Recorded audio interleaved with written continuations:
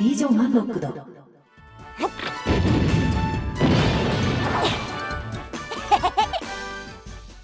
Poppin' Tanks is a one-on-one arena combat action title from Enix for the original PlayStation, published on July 29, 1999. Back in the day, Enix published a lot more than just the popular RPGs it's primarily known for, and Poppin' Tanks is one of the dozens of really creative and interesting Enix games that came out during the 5th console generation that never left Japan. The result of a collaborative effort from several creatives and studios, with development primarily handled by two small teams, Symbio Systems and Pixel, Poppin' Tanks is a delight to play and look at, the start of an IP that could have been, and should have been, much more. In Poppin' Tanks, players can choose to play one of 8 colorful guys and gals who pilot their own unique tank with its own attack, power, speed, and armor stats that govern performance. Each character has his or her own story that is showcased in Poppin' Tanks' aptly named Story Mode, pitting the player against 5 successive rivals in 2-round matches that culminate in a pretty epic final showdown. The default main character is Puel, an 11-year-old boy who works as a mechanic with his father. He drives the Petite MK1, which the two reconstructed from junk parts they discovered, a tank that is actually a missing prototype of the imposing Empire of Taren. Because of this, the small boy is thrust into a large conflict with agents of the Empire pursuing the lost piece of tech, which should be a harrowing ordeal. But for Puel, he's just happy to see all the cool tanks out there in the world. Other characters include Puel's cute girlfriend, the Poppy Puella, Bitman, the disgraced former top tank driver of the Empire of Taren, the sexy, capable, yet clumsy older sister who trained Bitman, Felina, a retired soldier and manly man with a heart of gold, General Gunt, Vocal, the well-fed, well-to-do heir to a corporate dynasty who runs off to discover manhood and adventure, Domina and Heckle, Vocal's maid and butler who desperately seek to bring the young master home, and the cool, stoic, and mysterious Tate. If these character designs seem a bit recognizable, perhaps it's because you're familiar with the work of their designer, famed manga artist Mine Yoshizaki, who is most well known for his popular series Keroro Gunsol. However, his art is prevalent throughout the anime and video game sphere. It's not just the character designs that give Poppin' Tanks its charming look, as the tanks themselves ooze as much personality as their drivers, the majority being the fantastic work of the long-established design team, Layup. I mean, look at Puella's duck-themed tank. It has webfoot-shaped treads, that's just adorable. A character's background and motivations are given at the start of story mode through the short, fully voiced animated FMV and text-based exposition. Additionally, before and after fighting, combatants chat with each other as well, though dialogue for these segments are not voiced, unfortunately. Each battle is a best of 2-round brouhaha, with each round lasting until one of the tanks is destroyed or a 2-minute timer runs out. The difficulty and number of rounds cannot be changed, however in the game's options players can set the time limit to 3 minutes or get rid of it entirely if desired. Combat is relatively simple. Blast the hell out of your opponent before he or she does the same to you, but it requires quite a bit of skill to master. Since you're driving a tank, the game unsurprisingly sports tank-style controls, meaning pressing up moves forward, down moves backwards, and left and right change direction. There's no analog stick support, so you'll likely develop blistered thumbs as you constantly circle, strafe, and boost around your opponents with the D-pad. However, you can use a PS1 analog controller for its rumble feature, and this is the kind of game you want forced feedback for, trust me. Continuing with basic controls, you can perform a quick turn, guard to reduce damage, and for most tanks you can turn the turret 45 degrees left or right. The camera is always focused on your opponent, so it's difficult to get lost in the midst of battle, and a reticule will pop up when he or she is directly in your firing line. The 4 face buttons are used for offensive maneuvers, triangle to shoot a heavy machine gun in short bursts, and square to launch up to 3 successive artillery shells. Both have an infinite supply of ammunition, however there are cooldown times in between shots, and there's a limited amount of shells that are locked and loaded for deployment, though the supply is constantly being replenished at a slow rate. Circle performs a melee attack, typically smashing into a nearby opponent but leaving you exposed and vulnerable with a miss, and the cross button executes a special attack in order to cause massive damage. The type of melee attacks and special weapons vary between the tanks, with the latter limited to 2 uses per round, unless more are found in the rubble of the partially destructible environments, which also hide potentially life-saving health power-ups.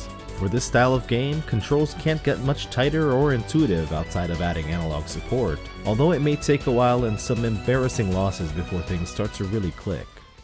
Aside from the aforementioned attack, power, speed, and armor stats, some tanks also have unique attributes that give them an extra edge on the battlefield. One fun example being the Panzer Cinnamon, Domina and Heckle's vehicle. In truth, this cake-shaped tank is really just a converted delivery truck whose refrigeration system causes projectiles to temporarily freeze opponents. Clever, or just plain silly.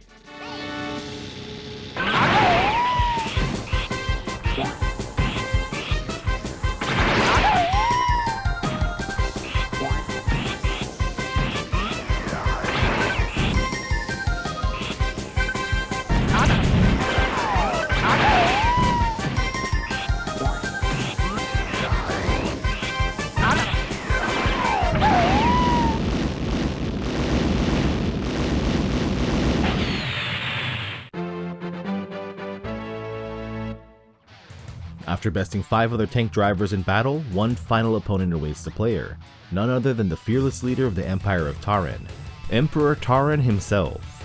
This boss fight plays out no matter which character you choose, and is different from standard battles in a few ways, the most obvious being how enormous Taran's war vessel is. This mammoth machine made for land and sea warfare can shoot out a variety of powerful shells and energy weapons, is reinforced with strong armor, and has a rather large pool of hit points that your tiny tank realistically should be no match for. Thankfully, there are 2 life and 2 special weapon power-ups in the stage to help you get through the battle. There is also no time limit, so to secure victory, you absolutely must depose the Emperor from his high and mighty steel throne and force him to look for a new set of clothes. As you can probably already tell, the story mode is basically like an arcade fighting game, but with cute and colorful war machines. And if this is all there was to Poppin' Tanks, it would still be a really fun game that would be worth checking out. However, the real rationed meat and potatoes of the game is Tank World. This mode also features the 1v1 battles of story mode, though instead of an arcade-like structure, it's more open-ended and is all about customizing your own personal tank and competing in a long-running tournament with 29 other drivers. Starting off, you enter a driver and tank name, and you're given the choice of one of the story character vehicles to play with.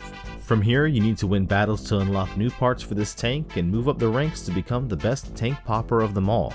Starting off as a lowly 3rd driver, every 5 wins allows you to rank up. You know, I appreciate that the non-story opponents in this mode aren't just generic faceless drivers, but all have their own unique names and portraits, most with pretty fun and attractive designs. Check out Mr. Egypt, come on, Mr. Egypt. And Michelle here? She should have been a story character. I'd play a whole game starring her. Each opponent is randomly selected, with every 5th being one of the higher ranked or story characters.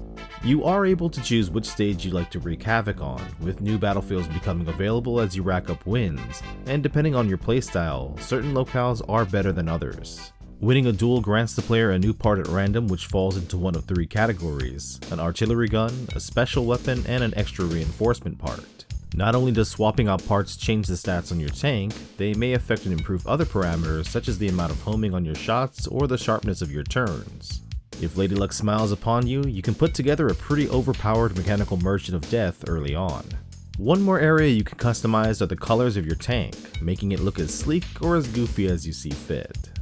Outside of tank tinkering in Tank World, you can also check out the tank news section, where you can see your current status and ranking as well as read the news, which is full of humorous articles. The main reason you want to check here, however, is to accept battle requests from other drivers in the classifieds, once per rank. Winning these challenges doesn't contribute to increasing one's rank, but they will grant a special character-specific part if the dust settles in your favor. Becoming the top driver in Tank World will take many hours, and there are hundreds of parts to collect, so thankfully you can save your progress anytime outside of battle. You can use your personal tank data to play against a friend in custom battle mode too.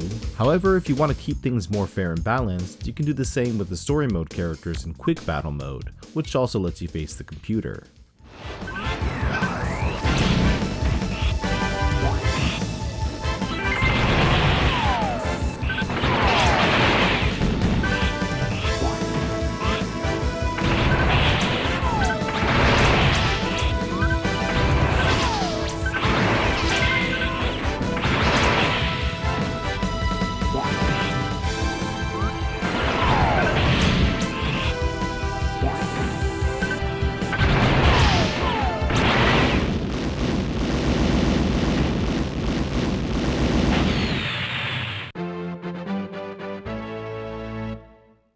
And that's Poppin' Tanks for the PlayStation from Enix. Cutest tank combat title ever. There's not much negative I can say about it really. I guess it's pretty easy once you figure out the basic CPU AI patterns. The story mode endings are a bit underwhelming, and I wish Tank World was expanded a bit more to make it less repetitive and more open-ended or RPG-like. Oh, and loading is kind of long, but that's pretty much it. Is it the best tank game on the PlayStation? I don't know, probably? I've played a few tank-based PS1 games, and Poppin' Tank certainly ranks up there. And at the very least, I think it handily wins the award for 32-bit tank game with the most personality. While the story bits are brief, they paint a believable picture of an anime-style world that really feels like it should have been adapted to television or the big screen or something else, though decades later Poppin' Tanks never became anything more than this one game. It's a shame with all the potential that was there and the imaginative designs by Mine Yoshizaki and the art team.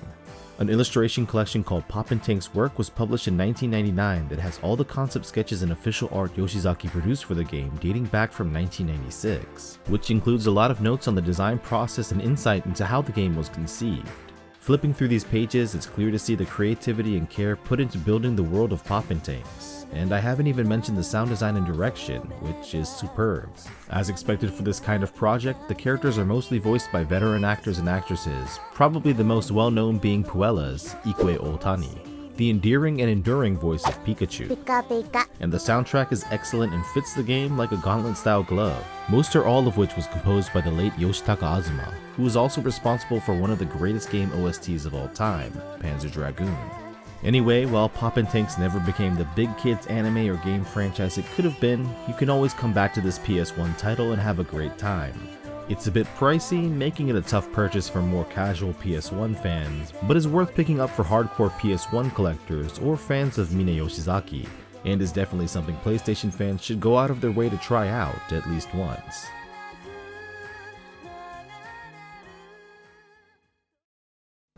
Hey guys, thank you for watching. If you enjoyed the video, and I assume you did if you made it this far, I'd really appreciate it if you hit the like button, leave a comment, and share it with someone you think would also enjoy it.